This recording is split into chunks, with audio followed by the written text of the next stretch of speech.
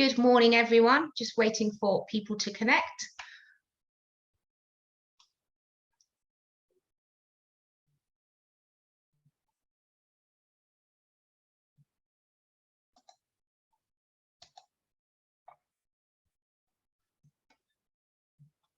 Hello, everyone.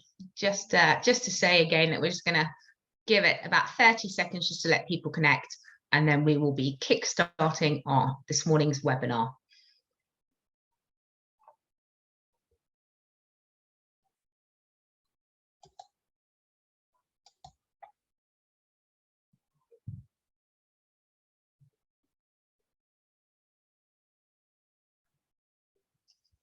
Okay, let's kick off and get going. And so thank you everyone for joining us today. My name is Helen Mussard and I'm the Chief Economist for IB Europe. Delighted to be hosting today's session. This is an industry insider and today we're joined by OneTrust. It's part of our Trust and Transparency series, which we actually started last year because as ever, trust, transparency are always two big buzzwords in the industry. So we wanted to bring people together to actually discuss these and to show what the industry was doing to address some of the challenges. We, over the next few weeks, will be hosting a series of these industry insiders. And then tomorrow we have our headline event where we'll be having a series of panel discussions that will look at everything from disinformation to quality within the industry. So for today's session, I think this is super important because as consumers become more educated on data collection, we're going to be hearing from OneTrust on how you can prioritize data transparency and share openly with consumers to build trust, gain loyalty, and improve ROI. I'm delighted to be joined by Bali Lote, who is a Senior Solutions Engineer for OneTrust. He will be giving a presentation, and then if we have any questions throughout, please do put them into the chat box, or you can put it into the Q&A box at the bottom of your screen. And then I will pose those questions to Bali at the very end. Because this, I can imagine, is going to be a very detailed and an interesting session. If you do have any questions later on, please feel free to email us and we can always pass those off onto the OneTrust team so they can get back to you. So let's move on. So Bali, welcome. Thank you very much. I'm going to hand over to you and I will see you very soon after your presentation. Perfect, thanks. Thanks. So I'm going to start sharing my screen. So hopefully my screen's coming through. Yep, all clear. Okay, great. So just to very quickly reintroduce myself. So I'm Bali, one of the solution engineers here at OneTrust, specifically in consent and preference management, where I advise some of the largest companies in the world on how to drive an engaging user experience whilst building trust and demonstrating regulatory compliance. Sorry. So now when we think about or any user experience that you might be offering today, trust is really becoming the new equity your brand can have, but also this trust status that you can have with your consumers and anyone that you're interacting with today. Now, when we think about these user experiences, questions get asked around how are others doing this today? What is some of the value that this can bring me, and what are some of the best practices? And here at OneTrust, we're seeing more and more companies using trust as a key competency as well as a competitive advantage to start building their brands. And if we look at this Apple advert, where there was a massive shift in data privacy, where I believe in iOS 14, Apple had launched some features which helped the user protect them from a privacy point of view, as well as giving them the ability to start controlling their data. But it's not just Apple that's doing this today. So some of the largest technology companies out there are making similar changes and offering these experiences to the end user, which helps in return build trust and transparency. Now, when we think about this equity of trust, over time, organizations have been thinking about, okay, what are some of the key differentiators that they can provide? And it's all started with that price point and quality of service that you've been offering for a number of years now. And slowly, that's quality of service and product is not it's not just about that, because you've been doing that really well up until now, or have been doing it for some time. The shift slowly turns into how to offer a better service, whether it's with that engaging user experience, or whether it's any other experiences that you're offering today. And recently, we've seen a shift in businesses, and how this is going to give you a edge over those other businesses or brands is by using trust and transparency as the key differentiator. And according to a recent trust report, 70% of consumers say trusting a brand is ever more important than it has been in the past. And all of this has stemmed from the discussions around big data, social engineering, and those different digital touch points where you're offering these services engagements today with us. And I'm sure a number of us have multiple devices, and where we're currently in this digital age. Now, with all of these key aspects, we are still facing the issue and challenge around trust deficit. And while some of the successful businesses out there have been seen as trusted brands, trust is really at an all-time low. And according to a recent report by the global agency, less than half of the brands out there, so 47% to be exact, are seen as trustworthy. And according to that trust report that I referenced earlier, they included numbers that were really kind of related around trust related statistics. And one statistic I really want to call out is that customers are making purchase decisions based on who they trust. To be exact, 40% of respondents said that brands that they love today but no longer engage with because they simply don't trust them. And this kind of is starting to emphasize where trust is kind of the make or break point for a consumer today.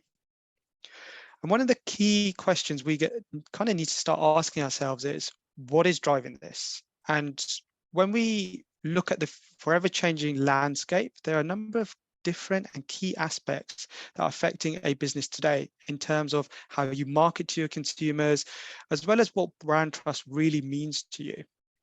Now, when we take a closer look at this, there are really three pressures that are driving the market for trust. There's the increase in regulations around the world. So this all stemmed from 2016, where the word GDPR was first being floated around, and some of the requirements around that was also being laid out. Fast forward that to 2018, where GDPR went live, everything started changing. Now we're seeing new regulations being mentioned around the globe, as well as any amendments to those regulations as well, having more tighter control around what it is you can do with that data and how that's going to affect not just the consumer, but from a business point of view as well. And all of these pressures are added to your business, the way you operate, and having to operate within those bounds of those regulations as well. We've got tech players as well, so making updates to their software to give more consumers control of their data, and this on its own adds its own pressure to your business or brand. And with these increases in regulation changes and tech changes, consumers are becoming forever more aware around privacy and are becoming privacy conscious. So consumers' expectations from you as a human, as well as a brand, is making sure you do the right thing. And brand trust is becoming the key differentiator on what is going on, and it's really going to start putting you ahead of that competition. And these are just the three things that really are the starting point. And if we take a deeper dive into these, and specifically focus on what's actually happened. Well, as mentioned, privacy laws are expanding rapidly around the world, challenging companies to keep up to date with these different requirements, especially if you're a global brand.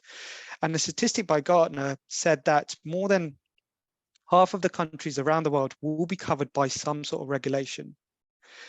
Additionally, some of the major tech players and platforms are making changes to give consumers more control of their data. So we saw earlier the Apple advert that I referred to, and iOS 14 really starting to protect that user from a privacy point of view with those app tracking transparency prompts. We've seen Facebook do something similar around the privacy data on social media. But we've also seen Google, who has the majority of the browser share around the world, and announcing the deprecation of third-party cookie, or otherwise known as that cookie crumble. So you can see how you used to profile customers today and how you need to start profiling them is completely changing.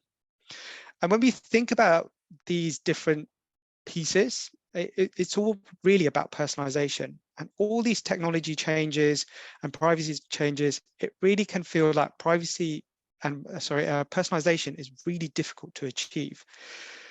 But with the surge of online transaction interactions, this has escalated expectations. So giving consumers more exposure to the personalization practices from marketing leaders and really starting to raise that bar for a personalization experience is now becoming key. And from a web, mobile, in-person interaction, consumers now view personalization as the default standard for that engagement. And what you're seeing on screen at the moment is a research that was done by McKinsey, and it's a report that was conducted in 2021, which showed 71% of consumers expect companies to deliver a personalized interaction, which is huge.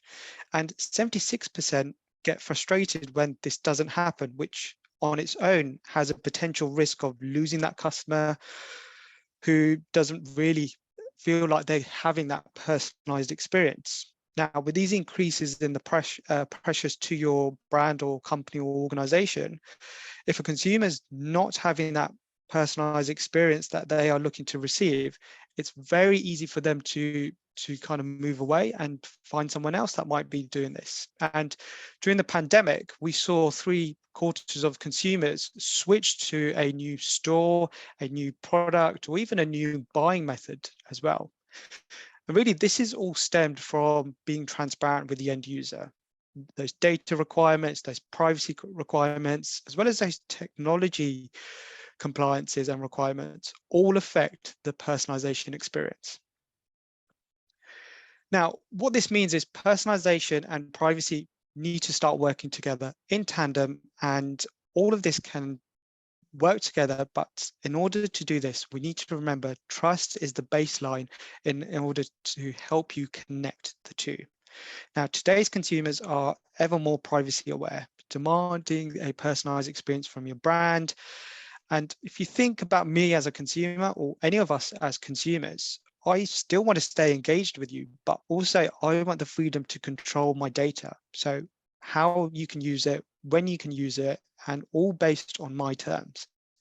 And to address this privacy and tech changes, along with the demand of personalization, CMOs need to start ensuring that transparency and privacy strategies work in tandem to deliver this personalized experience, which in return is going to build that ultimate trust. And this whole conversation up until now has been about trust and transparency. And there are really 3 key pillars to help you with your journey around trust, which is going to ultimately affect that ROI. So we need to start asking ourselves, what can CMOs do today to build a marketing roadmap to start building trust? And you want to build something that's customer centric. So where you're able to leverage a marketing organization's evolved set of capabilities that empower and offer that relevant brand experience, which in return is going to mean that ultimate building of trust. And these 3 criteria pillars, whatever we want to call them, allow you to focus on building that strategy and that overall engagement. And it all starts with data transparency. So information to the consumer. So this is what you're going to inform the consumer. So how you're collecting data, how you're going to be processing, how you're going to be sharing it, and really for the consumers then understanding, okay, what does this mean for me? How is this going to benefit from me? Because you're taking all this information away from me. Data collection and enrichment. So it's ensuring based on that user experience, you then need to kind of have privacy by design built into those processes today. And then it's about ethical marketing activities. So this is all tying back to the purpose in which you originally collected that information and processing that data as well. So these are just the first trust data segments that we're seeing and hearing in the marketplace today. And it's how you can go away from this presentation and start building this as well. Now, the next area I want to touch on is data transparency and how you and we can expose this information to the end user. And what are some of the key strategies, metrics, methods of sharing that data? Now, the first part of this is customer data, which is one of the most powerful marketing tools that is available to you. Now, you collect all this data about these consumers where you're able to increase your targeting, your conversion through personalization, delivered relevant and direct content, services that are all related based on that customer, which in return is going to help with customer loyalty, that improvement in campaigns that you might be running today, and allow you to further analyze that data, whether it's past or present customer data, which is then going to help drive ROI. So one of the key components in collecting customer data is being transparent. So when I sign up with you as a brand, you're being as transparent as you're willing to be with me on understanding how my data is going to be used, who it's going to be shared with, and taking into account what I actually care about and how I want to receive that data and what that data should look like for me as well. And when we're able to offer these solutions, these options to the end user, you're then able to then continue on that journey of continuous evolution of that relationship that you're having with that consumer. And if we take a look at a few examples here and data points where we can start thinking about how you're profiling someone today, how that's built by the marketing team. And we can see on screen from this user, there's a few segments that we can start working with straight away. So business intelligence. So this is the demographic. So where is the user coming from? What regulation should actually apply to that user? We can see certain data points around which might be shared with third parties. So advertisers and publishers are kind of good examples of those. And with these data points, we can also start seeing start also thinking about personalizing the engagement that consumers having with you. So what content they would like to see, when they would like to receive it, based on buying behavior or browsing behavior, how you can then start tailoring that experience. And this functional perspective of what's becoming important is how we can then tie this interaction back to the regulation. And this is that whole due diligence piece that is required by any regulation out there today. So the user profile you build will progressively be built by these different data points that you're collecting. But in order to do this, we first need to be transparent with that consumer. So in order to build these consumer profiles, we have these marketing teams, we have compliance teams who give you the ability to activate these data from a personalization point of view. And the best way to bring these two together is by building transparency. And by building transparency, you're able to then enhance that user experience that you're giving to your consumers today. And in fact, 73% of consumers are willing to share more data and personal information with you if a brand is being transparent. And that's up from 66% in 2018. So from this, we can start seeing over the last couple of years how consumers have started to see the value of sharing this data with you, but also the benefits that it's going to have with them as well. But ultimately, to meet customers' expectations, to respond to the changing world of technology and the regulation challenges, we need to have transparency at front and center, which is going to help with empowerment and that customer experience. And this will all lead to more high quality of data, better experiences for your consumers, and ultimately affect in a positive way that ROI that you're trying to nail down on. And a few examples of how you may be doing this today, you may not be doing this today, or you might be thinking about doing this today. And the main point of data transparency is really being upfront with the consumer, saying, hey, user, as you're navigating through the app, this is what we have running on the app today, and this is the data that we're looking to use on you today. And this information might be shown with a banner within the app, a preference center, all of this taking into account the regulation that also applies to that user as well. But we also want to use understandable language where the user can understand what this actually means for them. But another way of presenting this information might be a prompt on downloads or even installation of that app as well. And ultimately, what I'm trying to get to here is that you really have the flexibility to play around and define the user experience and what it should look like for the end user.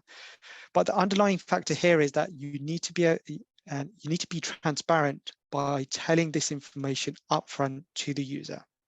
Customers that understand what they're consenting to and how it's going to benefit them are more likely to feel comfortable in doing this.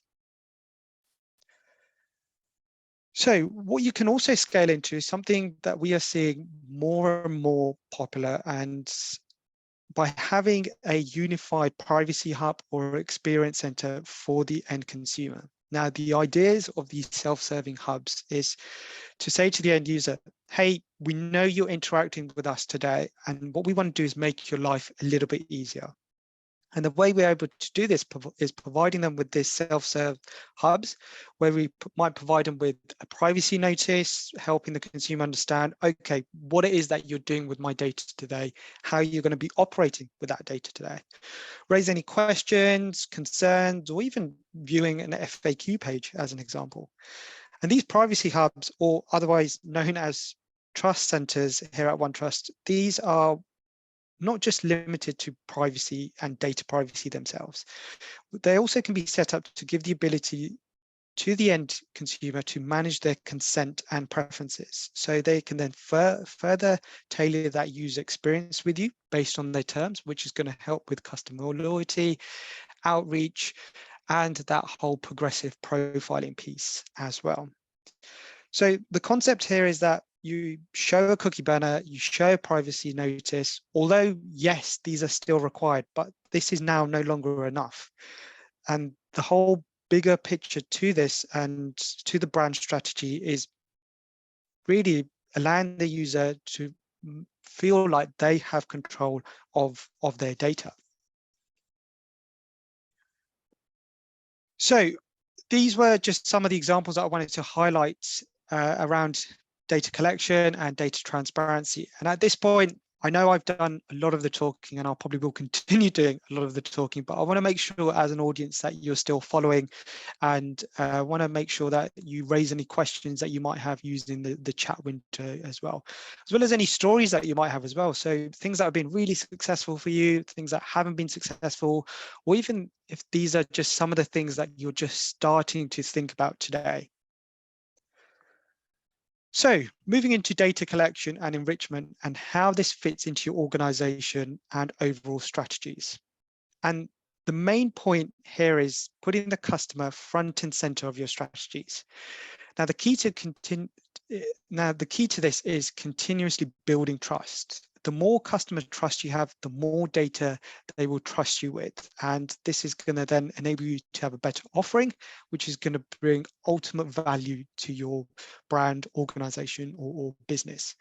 Now, brands are currently impacted by regulatory changes, by tech changes, as well as consumer expectations as well, and are really being pushed to start re-strategizing their way they're collecting data today, the plans they had to collect data, so who they are, what information are collecting, the language that you're using to reach out to these consumers today. Especially with the cookie crumble and the deprecation of third-party cookies, this kind of now raises the question around how are you going to be transparent going forward? So we really need to start thinking about these factors, because everybody and everything has an active role to play in order to enable that consumer's data to allow you to build that value and trust to them. And one of the common questions I always get asked is, do I still need to have a cookie banner given that there is this cookie crumble? And the answer is yes. Absolutely, it's still required by law, and it's the best way to get that information to those consumers. Now, as I mentioned, third-party cookies are going to go away, but that doesn't mean first-party cookies are. So these are your cookies that you have on your web pages or any different digital touch point that you're offering today. So that doesn't mean the way you're profiling consumers or understanding what your consumers are doing today to provide them with a better experience or better performance changes. So whether it's delivering content, personalization, or sharing of data, the cookie banner is still the best way to notify a consumer that is actively on your web pages, but also give them the power to then decide, okay, based on these technologies and based on how you're going to be profiling me, I still, as a consumer, have the ultimate power to decide how you're going to be doing that. And what this is also going to help with is that competitor advantage. So, for example, me as a consumer, I might be looking at a product, and like we all do, we shop around to see who might be doing it slightly cheaper, or might have it in a different color, or even in a different style, as an example. But as I'm doing that, my user experience is going to change. So if I see another brand doing it slightly better, where they are being transparent with me, allowing me to provide all these data points, so then I understand how it's going to benefit me, I'm more likely to go with that brand, be another brand that isn't doing that today. Now, to bring this to life, this is a great quote that emphasizes the importance of capturing data directly from a consumer instead of relying on these third-party sources. And as I touched on earlier, Google have earlier announced the deprecation of these third-party cookies. So you can't rely on these third-party sources to deliver ads like you've been used to today. And marketers must pivot their data strategies to focus on collecting data directly from consumers, which is primarily known as zero or first-party data. So what you need to start looking at is, how transparent are you being with your consumers today? You have this cookie banner, you have this privacy notice, and you have privacy by design built into your processes in place, so the consumer understands all of this. But how do you tap into that profile? You give the consumer the option to tell you who they are, how they like to be communicated, that first party data that they want to share with you. But ultimately, it also comes down to, and what we need to start thinking about is, what does this mean from a back-end process point of view? So how can I join those dots? And a few different ways we can do this, and as part of that omni-channel experience, is you may decide to show that banner that you might have today that presents to the user all those different tracking technologies that you have on your website, or any different digital touch point that you have today. Another example is the newsletter sign up. So this is an example of collecting that first party data directly from the consumer.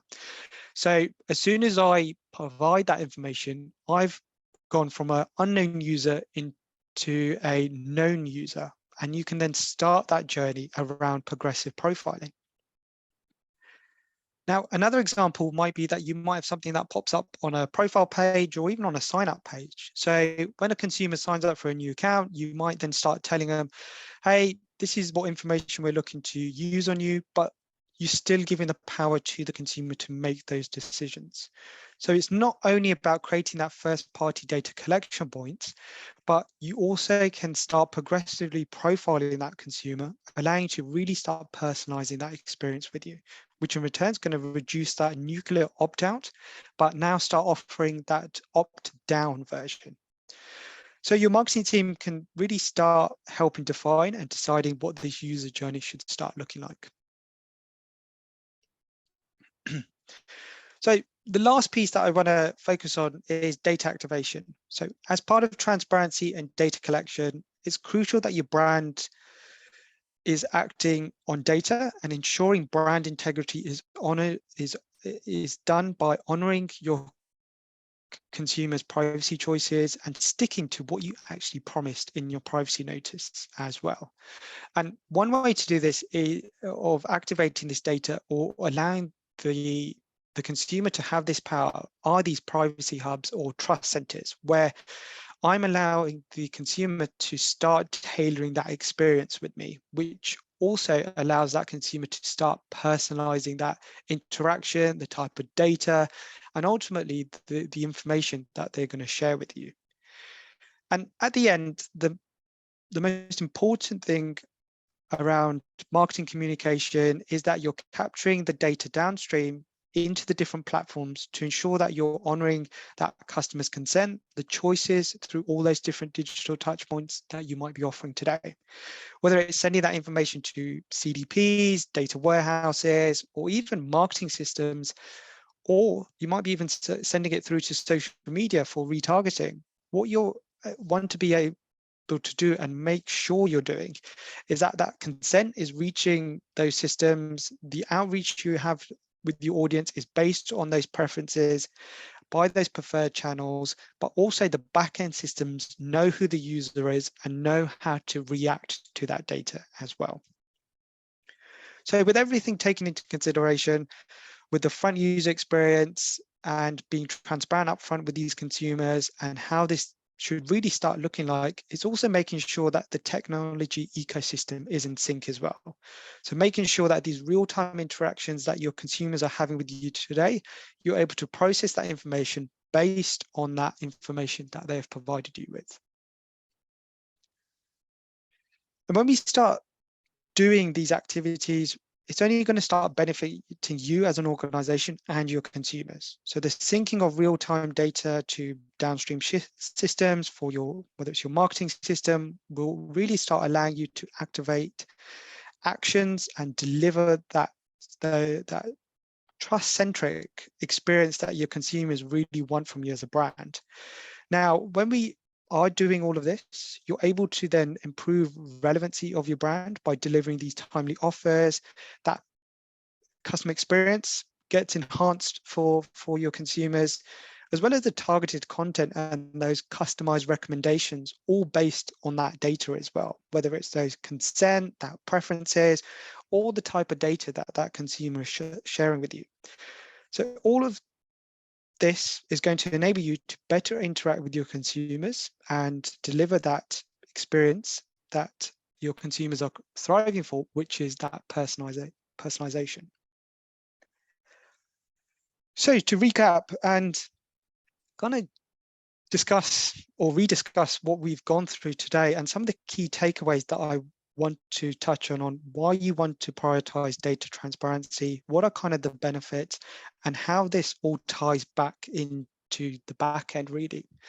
And a great place to start is with a real life example. So this case study of a great company that created a strong marketing foundation is Herman Miller. So you can start with the basics and start building the foundations that you need to have in place to really start focusing and providing transparency and those choices to your consumers. But what this will do is then ultimately lead to building trust from the start. So if you think about, as soon as that new user comes onto your website, you're being transparent, which is now starting that journey around trust.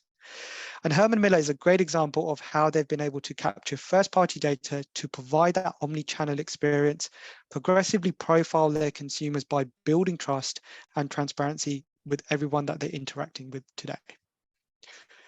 And one thing to remember here is data transparency is front and center of every digital technology conversation today. CMOs are now the steward of the brand consumer relationship and are kind of the gatekeepers of this trust, and it's now becoming make or break. So of course, there are other departments that are concerned around and want to adhere to regulation requirements, but we're seeing that CMOs especially are standing up and leading the conversation for multiple reasons. Well, it's to protect the brand reputation. So when a consumer trusts you as an organization, as a brand, as a business, they find you credible and want to continue doing business with you. This means that they become brand advocates, where they start representing your brand on social media, as an example. They start building that loyalty and these engagement from these customers, which is going to help you attract and retain those employees, those services, and that entire ecosystem that you have in the back end. And by default, and by doing this, you're protecting that brand. It's also about delivering a frictionless user experience. So making a lasting impression that builds trust from the start, which in return is going to help improve data quality. Now, data is one of the most powerful marketing tools that's available to you, but if that data is not of high quality, it's going to impact your marketing strategies, which is going to have a bigger impact on that ROI. And it's deepening that customer relationship. So the more choices you provide to the consumer, the more that consumer is going to trust you, and they're going to help improve that customer lifetime value as well. But let's not forget why we need to start caring about this, or even why we should care about privacy, and the key to building trust. And it all comes down to the outcome that you're going to get from doing this by developing a privacy-centric roadmap. Well, it's all going to start with automated compliance. So helping you grow and protect your brand, especially with the forever changing world, with the technology side and with the regulation side. It's deepening the customer relationship by collecting and activating that first party data that you're collecting directly from that consumer in a transparent way.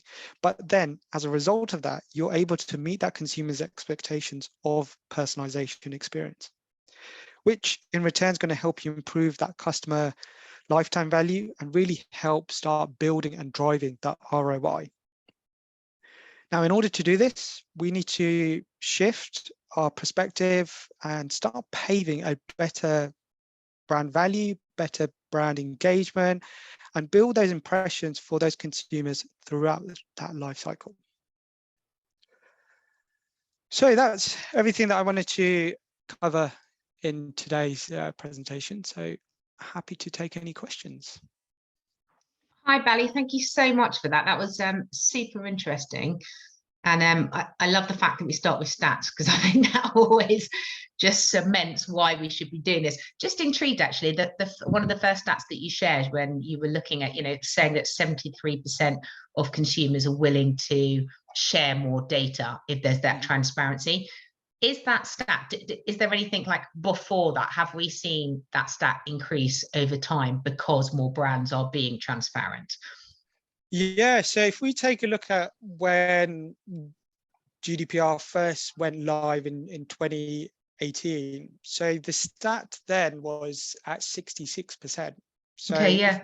if we fast forward to today, that's gone up to 73%. So there's been a growth of, or an increase of 7%, which doesn't sound a lot, but if you think about the number of consumers that are interacting with you today, that's going to be huge, because that means you have all the points that I've touched on today, that enriched data and better quality of data, which then means you're then able to offer a better user experience and a personalized user experience, but also taking into account building trust, transparency, and regulation compliance. Yeah, and so actually talking about the consumer engagement, a question I had, so the unified privacy hubs, and I think you called them OneTrust. What's your term for them? Trust centers. Trust centers, that's the one, trust centers. So are these new? And I'm really intrigued in the take up and the usage of these. And like for any brands that are listening, like how easy are these to implement? Yeah, it's not something that's new. I think the way we've built them is with the end user in mind, because if we now put our consumer hat on and we think about all of this privacy information, it kind of can feel that it's scattered everywhere throughout the website. So these trust centers are really a kind of a centralized way for the user to start seeing this information, understanding what it means for them, but also from a consent and preference management point of view, start tailoring that experience with you. Because I can't tell you how many times I've signed up for a brand and I'm either being sent women's clothing or I'm being sent child's clothing, and it's like, no, hang on, I'm interested in something completely different to that. Yeah. So by giving the user to start making these changes, it's then starting to allow that user and that brand to start tailoring that experience, because we now know even more information around what it is they like, what we can now target them from a marketing strategy point of view to then start converting them. Yeah, that makes complete sense. And I guess, when it comes to like the implementation time, resources, that's completely offset by then, as you said, the engagement that you're going to have with consumers that are able to personalize it and give their feedback on how they want their data managed. Yeah, exactly. And ultimately, it's still up to you how you want to present this information. But like I said during the presentation, CMOs are kind of now defining what this pathway should start looking like, what that end user journey should look like, and how much information you really want to start disclosing. Definitely. So a couple of questions here. So one is just looking at, with trust and transparency, could this affect the number of DSAR requests? Yeah, so I guess the first thing that we need to kind of think about is, why are you getting data subject access requests in the first place? Is this something that's increasing over time? Has something changed which has now meant you've seen that uplift in those data subject access requests? Because ultimately, the reason why you're getting these means that trust has been lost throughout that cycle somewhere in the marketing strategy, in how you're communicating with those users today. And we need to start investigating and start understanding, where has that trust broken? So then we can then say, okay, this is what's changed, or this is what's happened, this is what we need to do to move forward, and this is how we're going to do it. So really, it's kind of going back to basics with all of it. Okay, cool. And then this one, I guess this is a straight up question, which most CMOs and brands would be looking, will this negatively impact the opt-in rate? No, I don't think it will. In anything, it's going to probably increase your opt-in rates, because if you think about that cookie banner that I spoke around earlier, and that first party collection of data collection that you're doing, by being transparent with those users up front to say, look, this is what we have running on the website today, this is how we're looking to profile you, and this is how it's going to benefit you. Straight away, I now know, oh, you've been transparent with me. Okay, I feel now comfortable knowing that this is how my data is going to be used. And it also ties into that piece around personalization, because if you know who I am from a website app point of view, wherever it is, you're then able to then say, oh, that's a returning user, or oh, you've bought that recently. Here, have you thought about adding this to complete the look, or adding this to that technology item that you bought? So you're then able to then do that personalization by allowing the user to activate that data. And I think it's so important that you mentioned about, in the kind of like the future cookieless world, consent is still absolutely 100% crucial for first party data. If you visit a publisher, if you visit a brand, for them to be able to, have that two-way conversation with the consumer about what is going to be shared the first time they come onto that website, like that, we don't see that going anywhere at all. Yeah, absolutely. I can't tell you how many times I add something to my basket, and then I might go on social media, I might go somewhere else, and I might forget about that I've added it to my basket. But by having those prompts or seeing that product again, I'd be like, oh, actually, yes, it's payday, I can now buy it, sort of thing. Especially when it's gone into the sale. That's what I find. I get so many ads, which is really helpful to say, just to let you know, this is now being produced. Anthropology, yeah. Absolutely, yes. Okay, brilliant. Well, thank you so much, Bally. This was so interesting, and I think the practical ways that brands can, as you said, manage the relationship they have with consumers and be open and build on that trust and transparency is absolutely crucial. That we have been recording this live as we are today. This will be uploaded onto our website later on this afternoon, so if anyone would like to access it. If you have any questions for Bally, there's his email address on the screen, so please do get in contact if you'd like any further information on today's subject. And as I said at the very beginning, tomorrow we're delighted to kick off our headline event, which is our Trust and Transparency, the Great Debate, where we've got a series of panel discussions, everything from disinformation to quality and sustainability. So we look forward to seeing everyone there. So a big thank you again to Bally, and we will see you all soon. Thanks so much. Thank you.